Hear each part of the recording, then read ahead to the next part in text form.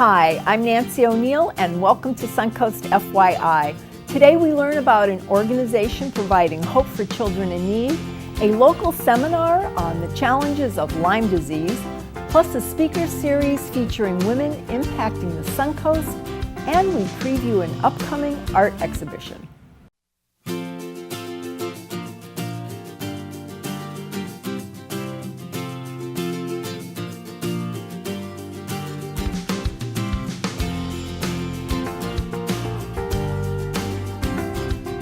Hope for Communities serves children in need by bringing the entire community together. And here to tell us more about their mission is Executive Director Pam Hahn. This is very challenging, and I know you've been doing this for how many years now, Pam? 11. 11. So 11 You years. And your husband started this, right? Yes. So we'll tell our viewers a little bit about the work that you do and why you do it. Well, Hope for Communities, we are best known for our Day for Hope. It's a back-to-school readiness program for homeless children and those in need. And we partner the local churches with the local schools to serve those children. We work directly through the guidance counselors to get them referred, because the guidance counselors know who their homeless children are, as well as those who are one paycheck away. Sure, and you don't want to single them out in the classroom. Exactly. So it's not open to the public. It is, there is some type of a screening that happens through the guidance counselors. But we serve these children with everything they need to be ready for back to school. So they start that first day of school on an even playing field to their peers. So they have everything the child who has everything has. And the way this started was in 2009, our family was facing hard times, and we had a family-based business that, because of the decline of the economy, suffered, and we had 3 children to provide for, and I was feeling very anxious about that. And at that time I was doing a lot of homeless outreach in the community, and I just felt like God laid on my heart, Pam, if you're feeling anxious about getting your 3 children ready for school, how do you think the moms and dads that you go to the clothes closet or the food pantry or you do a Thanksgiving outreach for, how do you think they're feeling? And it was a very humbling moment, because my children had a roof over their head and they had clothes on their body and they had good food to eat. And I was fretting over a backpack and school supplies, basically, which seems so silly now, but at the time it was my reality. Absolutely. So that's when it started. And, we just worked with agencies in the community that serve the same clientele. We've morphed over the 11 years, and now we work through the schools, which is a great benefit. So how has it grown over these past 10 years? So the first year we served 200 children on one campus. This summer coming up, we have over 50 partnering churches. We'll be on 19 different locations, and we're hoping to serve about 3,000 children between Sarasota and Manatee. That is so amazing. That is so lovely that you're doing that, and it's so hard to hear that we have that many children in need in this community. Yes. But thank God for people like you. Oh, thank you. So what are your needs? What are your goals this year? Yeah, so, our goal this year is hoping to be able to, both financially and on the volunteer side, be able to provide for the 3,000. Sure. And from the community, what we're looking for is professional volunteers. We get the general volunteers a lot from the churches, but we are looking for doctors, nurses, dentists, hygienists, hairstylists, barbers, and photographers. Those are the 7 professionals that we are looking for from the community. So if you are available and can help us, it's the last 2 weekends of July and the first Saturday of August. And I can, get the information as to where and what we need. And then we're looking for financial support from the community. We're looking to help sponsor these kids to the program. It's $100 for a child to go through our program. We offer it completely free to the families, but we have to underwrite that cost somehow. Okay. And what does that consist of, Pam? The $100 gives them, we do $75 worth of gift cards to Old Navy. 50 is allocated for clothes or uniforms, and then 25 for shoes. And then they get a backpack filled with all the needed school supplies, as well as a hygiene bag filled with personal care products, things that we take for granted, like soap and shampoo and sunscreen. So that's what that money goes for. All the services the day of, all the professionals, they all volunteer their time. We have lots of community partners that come out. The Patterson Foundation, brand new books, All Face Food Bank, lots of bags of food. Okay, so if our viewers want to go donate, they can go to your website? Yes, they can. Okay. Our website is hope, the number 4, the letter C for community, .us, as in United States. Okay, all right. And before we wrap, can you share a little bit about the Continuing Hope piece? Yeah, so we really believe that we want to build relationships with these children. We don't want this to be a one-touch event where we get them ready for school and then we never see them again. Yep. We want to pour into them all year round. So whether that's a fall festival or Thanksgiving dinner or Christmas gifts or mentoring at the school or having lunch with a child whose mom is working 3 jobs, we just really want to pour into these children. Okay, well thank you again for thank you for having everything that me. you and your family do. Thank you. Appreciate that. Just ahead on Suncoast FYI, we learn about an upcoming health seminar that you won't want to miss.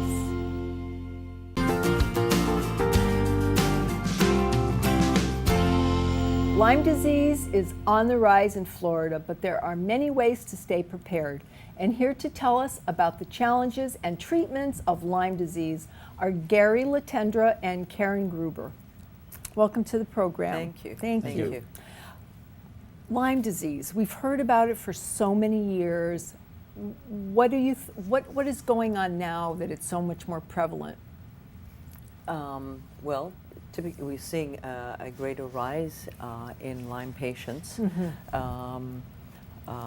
Typically you see those patients in northeastern states, but there is an increase in Florida. And when you look at the data from 2000 to 2016, there were a little over 1,500 documented and confirmed cases by the CDC. But because of the way they document, we believe that it's more prevalent here in Florida. Okay, so you've been seeing more cases. What are the symptoms that an individual should be aware of? Typically, you might see the bullseye rash, fevers, headaches, but that's not always typical. Some of the patients that we see could have hormone depletion, crushing fatigue, headaches, joint pains, abdominal pain, burning sensation on the soles of their feet. These are just some of the symptoms, but not limited to them. Okay, and they obviously may have several, not all of those, so they should be aware of any changes in their body. Aware really, of, right? aware of any of those changes. So if somebody is concerned that they may have Lyme disease, please tell us where they can go, obviously, to come see you, but what can you do for them? Most definitely go to their provider to get tested for Lyme, which can be the Western blot, but not limited to. This is because the CDC guidelines is different. So I think seeing a provider that is proficient in Lyme disease and can understand the symptoms is important, so that they don't feel like they're being dismissed. Absolutely. Also, the U.S. government now is paying attention and has started a new task force committee to look into tick-borne diseases. Okay. Lot to be on the lookout for here, with all of the bugs that we have. Absolutely. Well, Jerry, I want to find out a little about you, and how do you know this lovely lady? Well, I know Karen because we're a compounding pharmacy. We're located on Siesta Drive. The pharmacy name is Sarasota Specialty Pharmacy. And as Karen mentioned, this Lyme disease can be very disruptive to various hormone systems. And we do customized medications so that Karen will come up with a specific formula based on the patient's unique needs, and we'll customize that particular hormone replacement formula based on Karen's recommendation, additional testing, perhaps symptom reporting by the patient as well. So again, it goes back to personalized medicine or customized medication. And compounding is more recognized by the medical profession, but essentially it addresses issues that mainstream big pharma does not. So again, the old adage about one size doesn't fit all is truly what we do. Right, and So- it's not just the Lyme. I'm sorry, I didn't mean No. to cut you off, but it's not just Lyme No, disease it's not that just you're Lyme talking disease. about. No, You're we talking do a about lot of customization for thyroid issues. We do some veterinary compounding as well. Really? Yeah, absolutely, sure. Those are pretty unique challenges. And again, we do some pain creams that are unique, that we can deliver the drug right to the site of pain. So there's a lot of different ways that Oh, you can take your absolutely, sure. medications, Yeah, whether it's absolutely, sure. topically or ingestion That's correct. or other Right, things. right. So what other words of wisdom would you have for people? I mean, because in this day and age, everybody has aches and pains. When should somebody come see you? I think when you have certain symptoms that represent Lyme disease that are persistent and will not go away, I definitely feel that one needs to see a provider that understands Lyme, is used to treating Lyme patients, so their symptoms are not dismissed. I feel that So if one person doesn't work, just because they say you're okay, don't Yeah. take their word for it. don't take their word for it, Right. because you are your own best advocate. Exactly. And you know your body.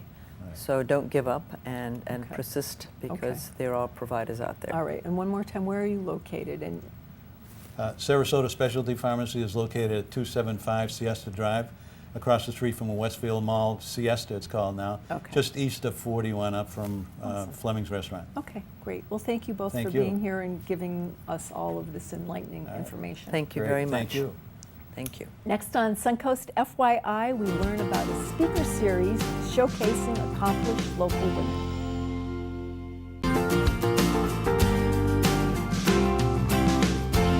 We are influenced by the accomplishments of inspiring women every day, and OSHA Lifelong Learning Institute at Ringling College of Art and Design is showcasing them in their speaker series, Listening to Women. And here to tell us more about it is Holly Friedman. Well, welcome. Thank you. I know the program has started, and there's a nickname for it. You call it OLLI, right? OSHA Lifelong Learning Mission, right? Right. It's OSHA Lifelong Learning Institute, Institute. at Ringling College. Of Art and Design. Right, but affectionately called Ollie. Okay. So you've started the series, and I understand that you have sold out. But now we're going to talk about, for viewers who don't know, what is your mission and what do you do there, Holly? Well, at OSHA, we provide courses for people who are primarily retired, not necessarily, who now have time to take courses in all different fields, and they also want some social interaction. Many of our people, students and instructors, are people who have moved down here and want to meet people, but also want to stay involved and enhance their lives. So they are taking courses in everything from history to technology to literature, almost everything you can name. And our instructors, who may also be our students from time to time, they could be former instructors, professors at universities around the country who have decided to retire here. Yeah. Some are people who have retired and just developed an expertise in a certain area, and they want to share their knowledge. So we have all kinds of people, men and women, who are doing it. Yes.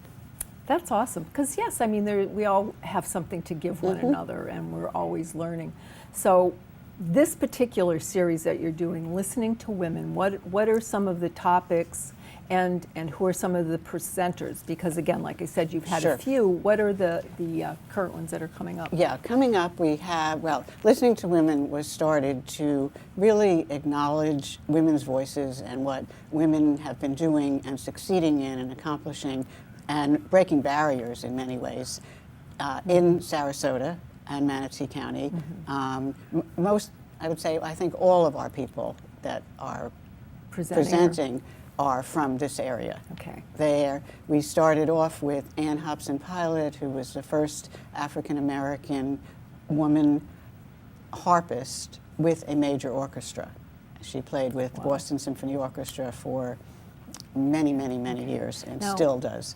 Who do you have coming up now? Because we only have a few Yep, minutes. coming so I up, wanna coming kinda up get that we in. have, let's see, we have a panel of women entrepreneurs who are local. We have Georgia Court, who's from Bookstore One, is one of them.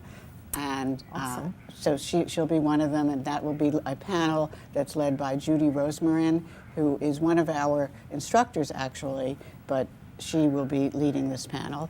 We have a panel of media and journalist people who are coming up on May 2nd. That will be both radio, TV, and print people Okay. who are local. And then the final three Yeah. are professors from New College. Excellent. Okay, so a variety of everything. A variety Now, of everything. chair of the committee. That's quite the task. Yes. Why do you feel it's so important to the community to have this at Ringling College? Well, I think that the whole program is important to have at Ringling College, all of OSHR, as well as the Listening to Women. But here, it really was to highlight the women who have really succeeded in our community and for people to pay attention and get to know them. Okay. Now, we only have a little time left, so how can people find out more about the events and what you're doing? Because you have it going on in the spring and summer. There's also upcoming events, right? Our summer this year is short. It's just the month of May because we're going to be moving this summer Right. to the Sarasota Museum of Yes. Art, which will become our permanent classroom She'll be home. lovely, yes. But we have programs going. They're all Thursdays at 1 p.m. and they are at Temple Beth Shalom, and you can call 941-309-5111. Awesome. Well, thank you so much for Thank you. being here, and you're going to have an awesome series. Yes. Good. Thank you. Thank you. Coming up next, we preview the Women's Contemporary Artists' upcoming spring show.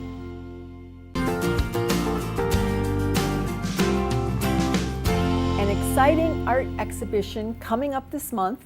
The Women's Contemporary Artists are showcasing their work in their spring show, and past president Judy Lyons Schneider is here to tell us more about it. Welcome to the program. Thank you. And I looked at your website, and you have so many amazing, amazing artists on there. I don't know how you keep track of them, and you're one of them. Lovely work, lovely work. So Thank you. let's tell our viewers, how did the Women's Contemporary Artists collection start? Well, we started somewhere in the 1950s as the Women's Caucus for Arts, which was a national organization. And the women who were involved in that decided they wanted a local branch that was not connected to the national one. But they did retain the WCA and came up with Women Contemporary Artists. And we've been meeting and showing our work regularly since. And obviously it So- keeps rotating and evolving, and you lose some members and you gain some members. So Right. what's the criteria for new members come in, and is there a certain medium that they have to work in, or is there a wide range? What potential members need to do is submit certain images of their work. We have all the information on our website, and they don't need to have had any experience in art, just a love of it. You don't get juried into the organization. You're accepted. The only jurying that takes place is when we have our exhibitions.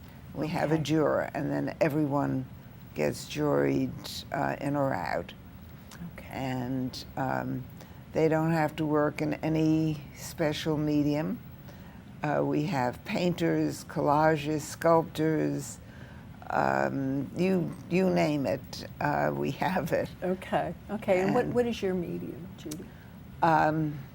I'm a mixed media person. I'm a printmaker and collagist. I use encaustics. If it's an art material, You I use love it. Okay.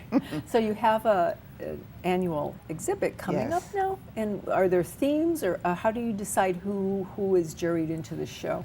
Well, we have certain criteria, depending on where we're showing as to size.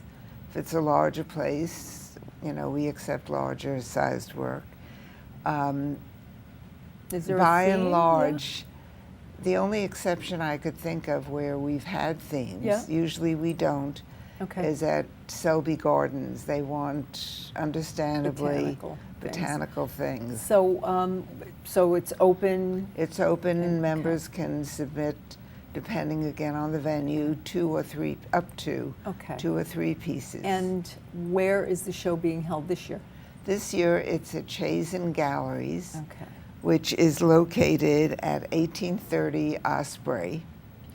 And when is the show? We better get that in there too, okay, so the people show know when that opens is.